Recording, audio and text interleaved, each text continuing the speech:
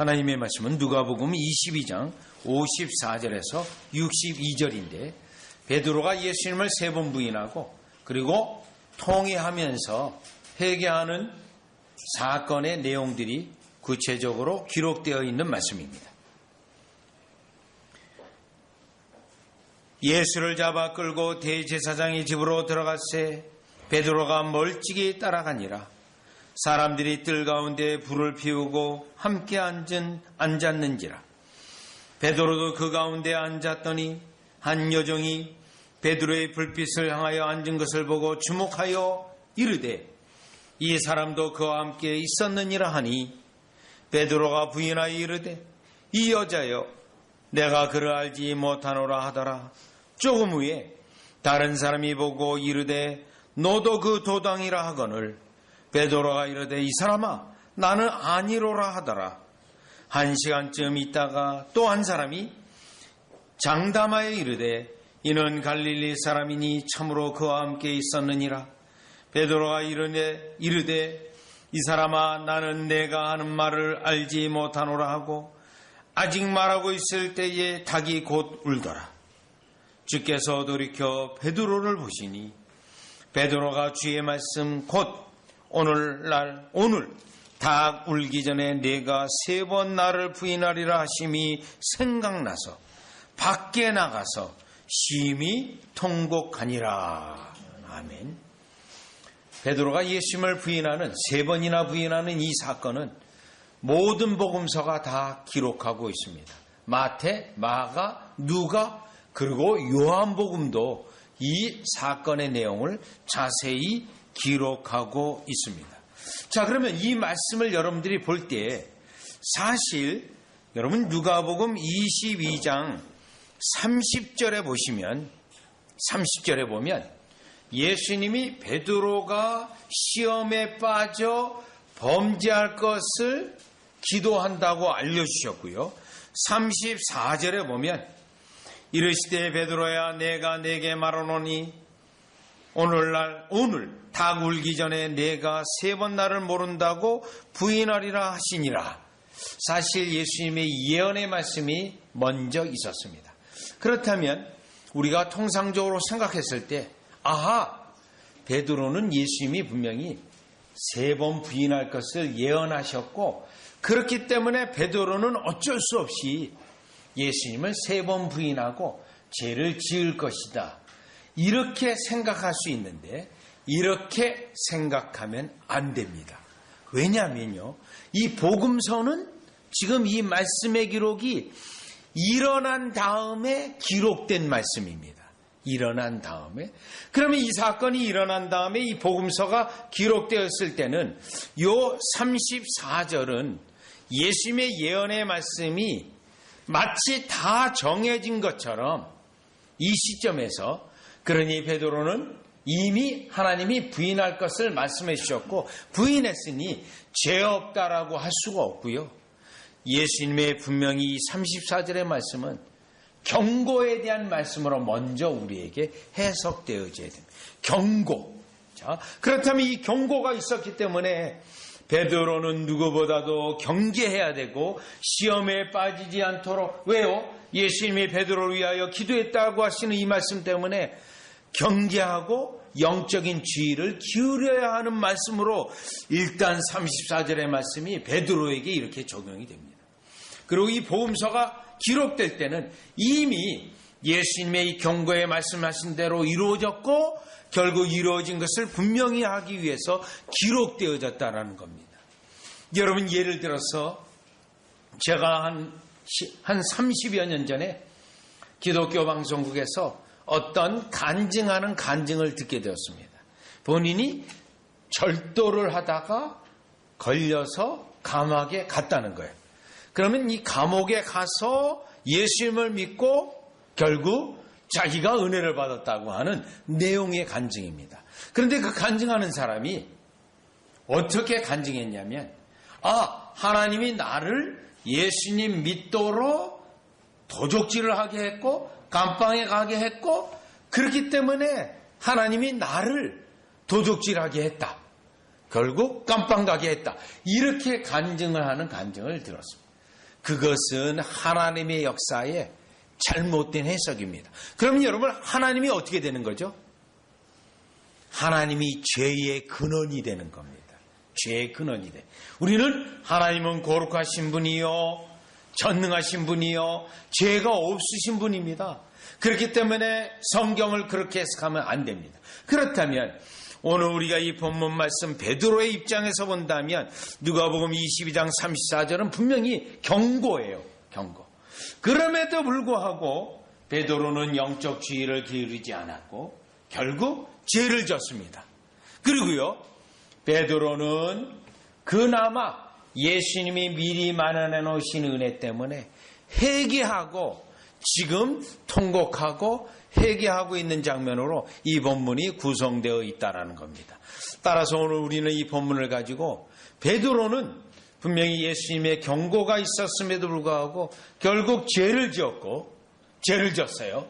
예수님을 3번 하는 죄를 지었고, 그럼에도 불구하고 베드로에게 은혜가 있었기 때문이 아니고요, 예수님이 먼저 은혜를 마련해 놓으셨기 때문에, 베드로가 능력이 있었기 때문에 회개하는 것이 아니고 예수님이 마련해 놓으신 은혜 때문에 그가 다시금 회개하고 예수님에게 또 예수님의 사도로서 쓰임을 받게 된다는 사실을 우리는 이 본문을 통해서 깨달아 보려고 합니다. 자, 그러니 이 본문을 가지고 우리가 예정교리를 잘못 해석하거나 선택교리를 잘못해서는 안 된다는 거예요. 우리가 죄를 짓고 나서 하나님이 이 모든 걸 예정해 놨으니 어쩔 수 없었다, 이 말을 할 수는 없다라는 겁니다. 자, 그러면 첫 번째, 베드로가 어떻게 죄를 짓게 되었는가? 왜 죄를 짓게 되었는가? 이 내용을 보려고 합니다. 경고의 말씀이 있었음에도 불구하고 어떻게 죄를 짓게 되었는가? 지금 54절이에요. 예수를 잡아 끌고 대제사장의 집으로 들어갔어요. 자, 예수님을 지금 끌고 갑니다. 대제사장의 집으로 끌고 갑니다. 베드로가 멀찍이 따라가니라. 지금 예수님을 뒤따라가고 있습니다. 이 부분은 충분히 베드로가 예수님을 사랑하는 마음에 예수님을 따라갔습니다. 분명히 사랑하는 마음이에요. 자, 그런데 55절에 보면 사람들이 뜰 가운데 불을 피우고 함께 앉았는지라 베드로도 그 가운데 앉았더니, 자, 지금 한가운데 사람들이 있는데 베드로도 그 가운데 앉아 있었습니다. 이 부분이 지금 경고의 말씀이 있었고 영적으로 깨어 있어야 하며 이 일들이 어떻게 되는 것을 위해서 상당히 사실 그 본인이 경계하면서 기도해야 되거든요.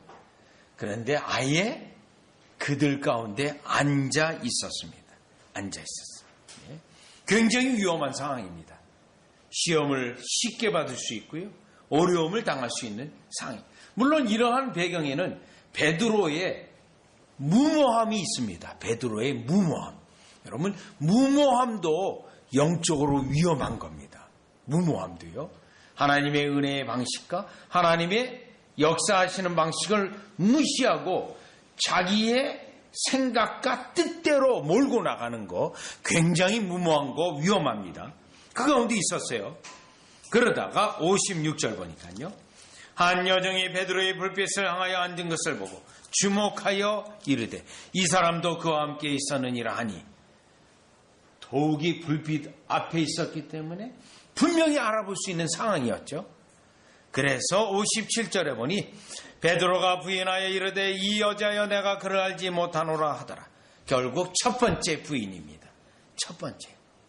왜요? 영적으로 깨어있지 않았고 영적으로 마음을 준비하지 않았고요, 무모함 속에서 그가 위험한 지경에 자기를 거기에 두고 결국 첫 번째 예수님을 부인하게 되었습니다. 자, 58절이에요. 그러면 여러분, 이러한 사건이 우리에게 통상적으로 있다면 우리에게 일어나는 일은 뭐죠? 안 되겠다, 일단은. 그리고 얼른 빠져나와야겠죠. 그런데 58절에 보니 조금 후에 다른 사람이 보고 이르되 너도 그 도당이라 하거늘 베드로가 이르되 이 사람아 나는 아니로라 하더라. 두 번째 부인을 하고 말았습니다. 두 번째 부인이요. 자, 그럼에도 불구하고 이 정도 되면 그 유혹의 장소에서 영적으로 위험한 지경에서 빠져나와야 됩니다. 그런데 빠져나오지 않습니다. 59절. 1시간쯤 있다가 상당한 시간이 흘러갔습니다. 1시간쯤이요. 또 한 사람이 장담해 이르되 이는 갈릴리 사람이니 참으로 그와 함께 있었느니라. 60절이요. 베드로가 이르되 이 사람아 나는 내가 하는 말을 알지 못하노라 하고 아직 말하고 있을 때 닭이 곧 울더라. 1시간 후에 세 번째 부인을 하게 되는 겁니다. 물론 이 배경에는 예수님을 사랑하는 베드로의 마음이 있는 건 분명합니다. 그런데요, 무모함 속에 있었고요. 그 무모함 속에 자신의 육신의 연약함이 그대로 다 드러나서 범죄하고 만 겁니다. 예수님을 세 번 부인하고 만 겁니다. 여러분 여기서 깨달을 수 있는 것이 무엇이냐면요. 베드로는 특별히 장담을 많이 했어요. 나는 결코 부인하지 않는다 하고 나는 예수님을 가장 열심히 섬길 것이다. 자기 확신이 컸어요. 자, 그러한 그가 쉽게 무너지고 만 겁니다. 여기서 깨달을 수 있는 우리는 인간의 심령이 얼마나 부패했고 연약한지를 깨닫게 되는 겁니다. 여러분요. 우리도 마찬가지입니다. 여러분이 베드로의 상황이라면 우리가 부인하지 않겠습니까? 부인합니다. 그렇기 때문에 우리는 그러한 장소에 유혹에 빠지지 않도록 경계하고 마음을 동이고 마음을 주의 깊게 여겨서 죄에 빠지지 않도록 주의를 해야 되는데 베드로는 이 부분에서 실패하고 결국 죄를 짓고 말았다라는 겁니다. 인간의 심령의 부패함이 만물보다 심히 거짓된 심령이라는 것입니다. 그렇기 때문에 성경에서는 우리에게 함부로 고언을 하간다거나 또 거짓 맹세를 한다거나 큰 소리를 친다거나 그러지 아니하고 경계하고 주의하고 조심하고 또 자기 스스로를 확신하는 교만에 빠지지 않도록 주의를 기울여야 한다는 것입니다. 사실 베드로는 이 사건으로 인하여 죄를 짓고 말았습니다. 그 다음에 회개했습니다. 그 회개한 베드로에게는 가장 이 사건이 자신의 평생에 아마 기억이 나고 또 기억이 날 것입니다. 그래서 소위 우리가 재미있는 말로 닭이 울 때 베드로가 죄를 깨닫기 때문에 아마도 베드로는 닭고기를 먹지를 못했을 것이다. 뭐 이런 말도 우리가 재미있게 하지 않습니까? 아무튼 베드로가 회개한 다음에 여러분 이 사건에 대하여 염두에 두고 한 말이 있어요. 베드로전서 1장 13절입니다. 다 같이요. 베드로전서 1장 13. 베드로전서 1장 13절을 보시면요. 베드로전서 1장 13절이에요.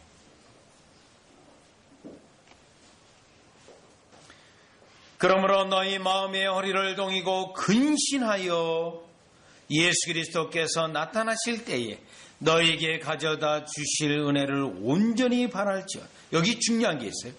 너희 마음의 허리를 동이고 근신하여. 여기 마음의 허리를 동인다는 건요. 그 팔레스타인 지방의 남성도 이 긴 치마를 입거든요. 그래서 그 치마를 이와 같이 허리띠를 해야 치마를 위로 올리고 아주 신속히 걸어갈 수 있기 때문에 거기에서 낸 말씀이에요. 어떻게 됐죠? 다시 한번요. 너희 마음의 허리띠를 동이고 근신하여. 여러분 어떻게 해요? 마음을요. 경계하는 거예요. 유혹에 빠지지 않도록, 죄에 빠지지 않도록 마음의 신중함을 보고 신중함으로 죄에 빠지지 않도록 하는 것입니다. 여러분 예수님은 우리의 이 내용을 일찍이 주기도문을 통하여 우리에게 깨우쳐 주셨어요. 주님께서 가르쳐 주신 기도입니다. 마태복음 6장에 있죠. 그런데 6개의 간구로 되어 있습니다. 그런데 이 6개의 간구에서 마지막 6번째 간구가 중요합니다. 6번째요. 여러분, 일용할 양식을 주옵시고가 요게 네 번째예요. 그리고 형제의 죄를 용서해 주는 거가 다섯 번째. 여섯 번째는요, 유혹과 시험에 빠지지 않게 해달라는 기도예요. 유혹과 시험에. 그게 여섯 번째 가장 중요한 마무리 짓는 중요한 기도입니다. 그 기도에, 그 예수님 가르친 기도에 비하해 보면 지금 베드로는 무엇에 실패한 거죠? 자기의 마음을 살피는 것에, 마음의 허리띠를 동이는 것에 실패했어요. 또요, 유혹과 시험에 들지 않게 위해서 본인이 기도했어야 되는데요, 오히려 유혹을 받고 시험에 빠질 수 있는 그 현장에 자기 자신을 넣었기 때문에 오늘 우리가 보는 대로 모든 복음서가 기록된 대로 예수님을 3번 부인하는 그 죄를 저지르고 말았다는 것입니다. 따라서 우리가 이 첫 번째 말씀을 통하여 깨달을 수 있는 것은 우리의 마음의 허리를 동이고 유혹과 시험에 빠지지 않도록 영적으로 주의력을 기울이는 것이 우리가 실로 주님이 말씀하신 경고에 대하여 죄에 빠지지 아니하고 오히려 죄에 대하여 유혹에 대하여 승리함으로 그 이후에 우리 주님이 보상을 하시는 축복의 역사가 여러분들에게 있기를 주 예수 그리스도의 이름으로 축원합니다. 자, 그러면 다시요 본문으로 들어서서 두 번째 깨달을 수 있는 것은 어쨌든 3번 부인했습니다. 그러면요, 이 시점에 죄를 졌어요. 그러면 이 시점에 가장 중요한 건 무엇입니까? 죄를 깨닫고 회개하는 과정으로 나아가는 거가 매우 중요한 시점에 와 있습니다. 그래서 오늘 이 성경의 이 본문은 죄를 깨닫는 과정을 매우 자세하고 구체적으로 기록하고 있습니다. 자, 60절 보시면 베드로가 이르되 이 사람아 나는 내가 하는 말을 알지 못하노라 고 아직 말하고 있어요. 닭이 곧 울더라. 닭이 울었습니다. 그리고요, 일단 닭 울음소리가 났어요. 61절 주께서 돌이켜 베드로를 보시니, 더욱이 이 시점에요, 예수님이 베드로를 바라보고 있다는 겁니다. 의도적으로요. 돌이켜서 베드로가 부인했구나. 그걸로 끝나는 게 아니고요, 예수님이 베드로를 물끄러미 본 거예요. 물끄러미. 여러분이 이 현장에 있었다고 생각해 보십시오. 예수님의 그 눈하고 눈이 마주쳤어요. 그런데 예수님의 그 눈은요, 화가 난 눈이 아닌 거예요. 네? 왜 너 그런 책망하는 눈이 아니에요. 베드로의 연약함에 대하여 긍휼히 여기고 측은히 여기는 그 눈빛이었어요. 그리고요, 그 다음 베드로가 주의 말씀 곧 오늘 닭 울기 전에 내가 3번 나를 부인하리라 하심이 생각나. 결정적인 건 요 마지막 부분이 예수님의 말씀이 생각난 겁니다. 예수님의 말씀이 생각나서 죄가 그에게 크게 깨달아지고 죄로 인한 책망이 그 심령 속에 크게 일어났다라는 것입니다. 여러분, 우리가 회개한다 하더라도 우리 스스로 회개할 수 있는 능력이 우리에게 없습니다. 반드시 회개하려면 회개의 수단으로 들어가야 됩니다. 하나님의 말씀을 읽어야 됩니다. 그리고 성령의 역사가 있기를 구해야 됩니다. 여러분, 때때로 어떤 대형 집회에 가서 이러한 초청이 있어요. 알타 콜링이에요. 설교자가 설교를 하면서 여러분, 어렸을 때 지은 죄가 생각나지 않습니까? 지금 생각하십시오. 혹시 어렸을 때 나쁜 짓 한 거 생각이 납니까? 생각하십시오. 그리고 초청을 해요. 그 생각이 나는 자는 앞으로 나와서 회개하십시오. 이러한 초청을 하게 되는데, 여러분, 오래된 미국교회에서 오래된 관습이에요. 테크닉이에요. 19세기부터 있었던 거예요. 그래서 심지어는 미국 영화 가운데 노인으로 태어나서 어린이로 죽는 그 영화가 하나 있어요. 아마 다 알 거예요. 그 영화 속에서도 이런 집회가 나와요. 이런 집회가. 그 영화 속에서도. 자, 미국에 통상적으로 늘 있는 집회의 모습인데 자신의 죄를 생각해서 회개하라는 거예요. 그렇게 해서 회개되는 거가 아닙니다. 여러분, 그렇게 생각해서 회개되면 어떻게든지 기억하고 해서 회개하겠죠. 그렇게 해서 회개되는 것이 아니고요. 오늘 여기에 나와 있는 대로 주의 말씀을 통해서 내 죄가 깨달아지고 내 죄가 어떠한 죄인지 구체적으로 알아야 회개가 되는 거예요. 그렇기 때문에 우리 주님은 다윗이 범죄했을 때 다윗에게 나단 선지자를 보냈습니다. 그래서 나단 선지자에게 가서 나단 선지자가 다윗에게 가서 직접 그에게 말을 합니다. 비유로 말하다가 결국 마지막에는 당신이 바로 그 죄인입니다. 죄를 졌습니다. 사무엘하 12장 7절을 한번 가보세요. 사무엘하 구체적으로 언급하고 죄를 드러냅니다. 사무엘하 12장 7절로 가보시면 하나님이 다윗을 사랑했기 때문에 범죄한 다윗에게 선지자를 보낸 거예요. 그리고요, 다윗 스스로가 회개할 수 있는 능력이 없습니다. 그렇기 때문에 나단 선지자로 죄를 드러내고 있어요. 12장 7절이에요. 사무엘하 나단이 다윗에게 이르되 당신이 그 사람이라. 이거예요. 당신이 바로 그 죄인입니다. 왕에게 가세요. 왕에게 가서. 교회 역사를 보면 스코틀랜드 종교개혁자 존 낙스는 그 당시 스코틀랜드의 왕이 여왕이에요. 메리 여왕이에요. 아주 유명한 메리 여왕입니다. 영화도 많이 나와 있어요. 그 메리 여왕이.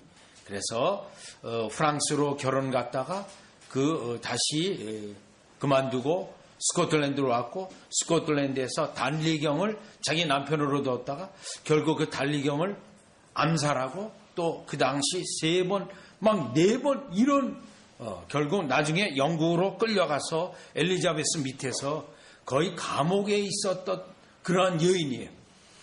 그 메리가 로마 캐토릭으로 다시 스코틀랜드를 점령하고 할 때 직접 갔어요. 여왕에게 당신이 이 일을 당장 그만두십시오.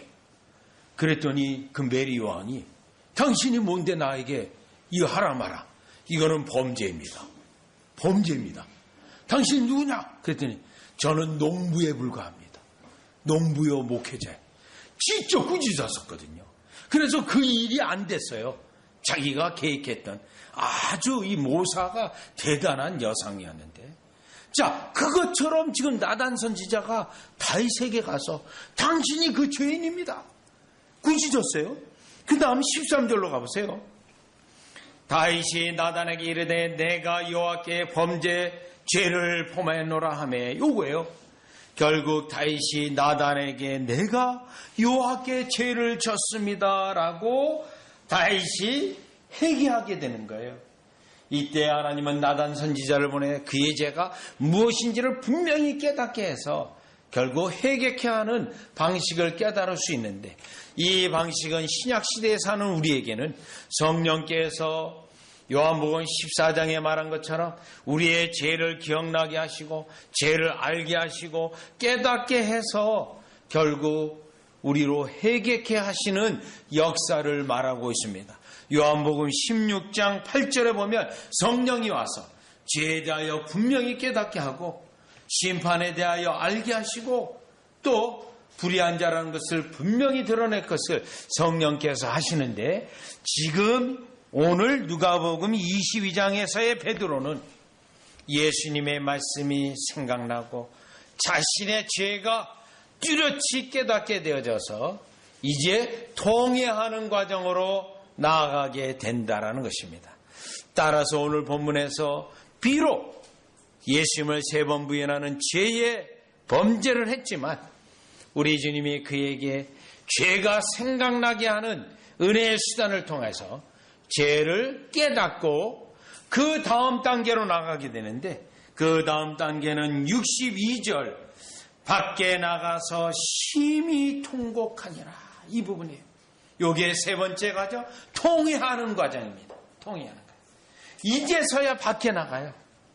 지금까지 이 유혹의 현장, 시험의 현장 속에 있다가요. 또 이 밖에 나가는데 목적이 뭘까요? 아무도 없는 상황 속에 회개하기 위해서죠.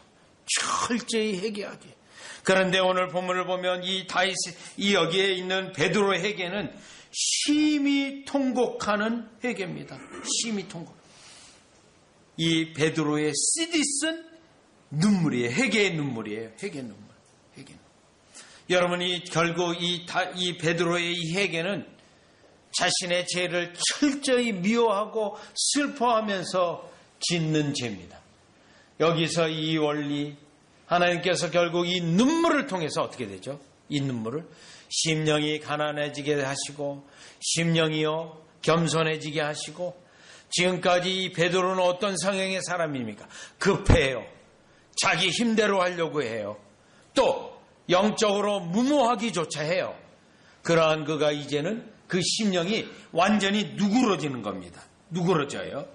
자, 그러면 이 베드로의 이 회개에서 굉장히 중요한 건데요. 시편 51편을 다 같이 가보시면 시편 51편 17절에 이 통곡하면서 눈물을 흘리면서 하는 이 기도가 어떤 기도인가?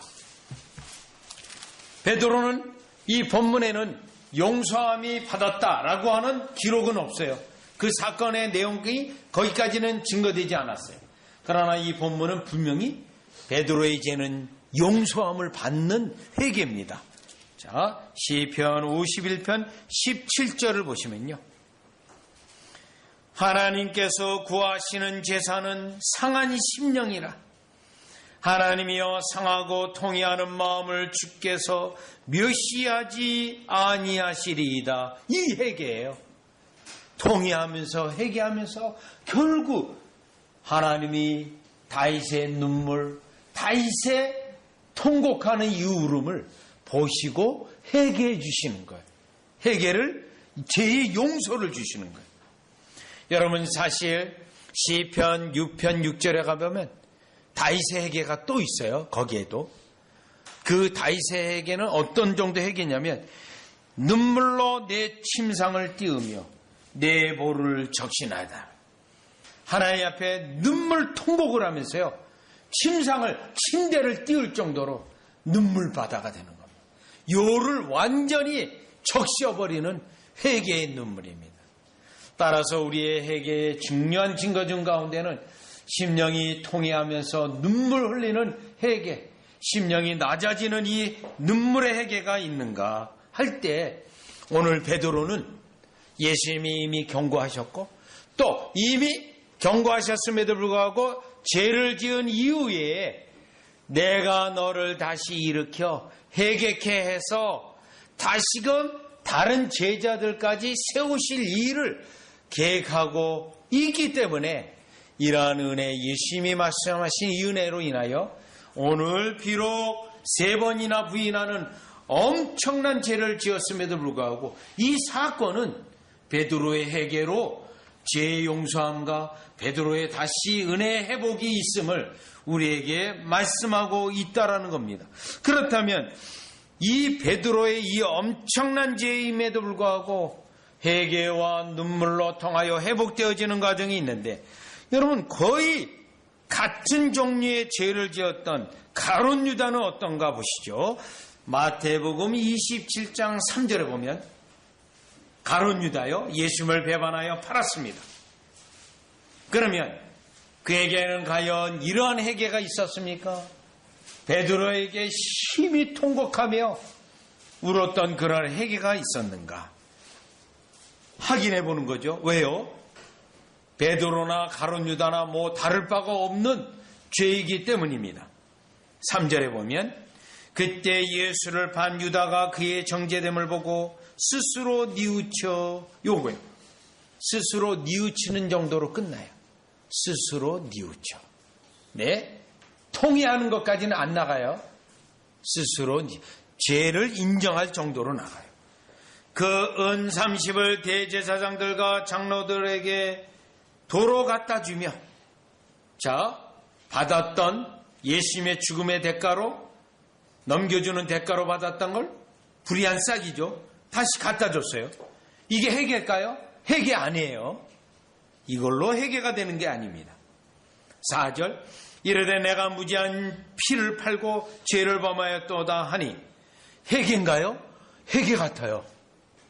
내가 엄청난 죄를 졌다. 고백으로 보입니다.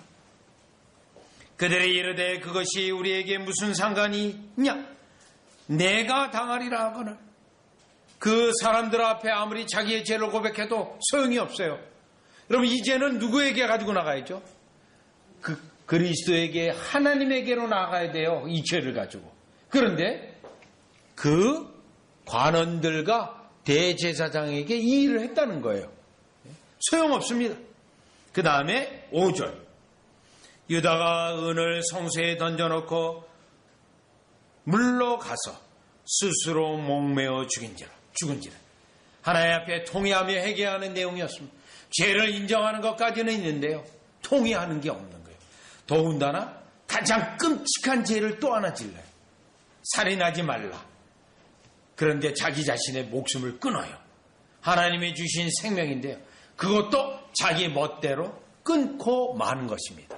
요 목을 메어 죽는다는 건 자기 고집으로 망하는 겁니다. 여러분, 다시요, 누가복음 22장 62절로 보니 밖에 나가서 심히 통곡하냐. 가룟 유다와 완전히 대조되어지는 베드로의 회개의 모습입니다. 여기서 우리는 오늘 깨달을 수 있는 중요한 진리가 있습니다. 베드로를 볼 때 그 베드로에 우리를 넣어도 무방합니다.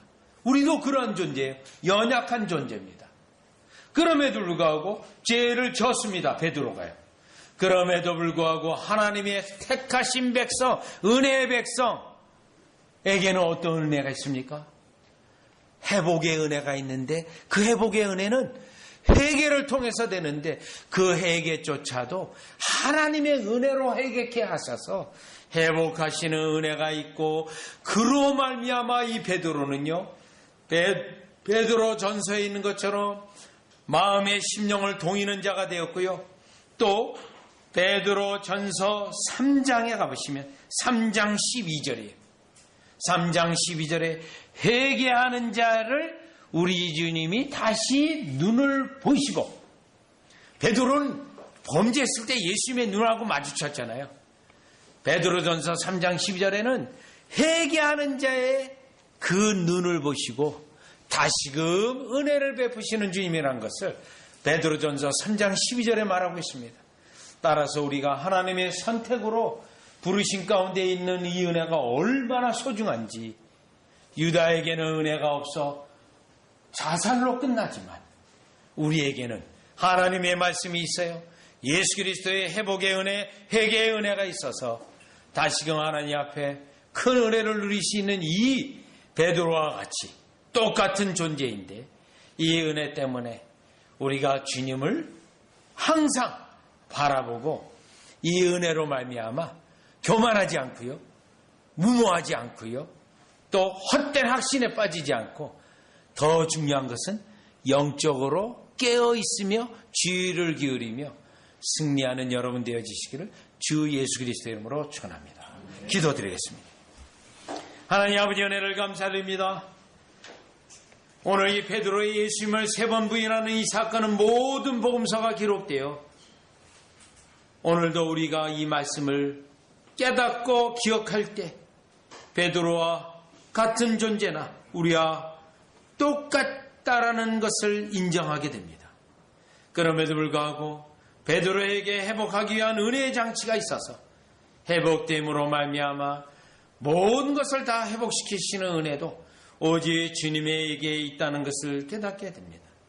따라서 우리가 자만하지 아니하고 교만하지 아니하고 영적 심령을 언제든지 낮추어 오직 주님의 은혜 가운데 나아가는 우리 되게 하여 주시옵소서. 예수님의 이름으로 기도드리옵나이다.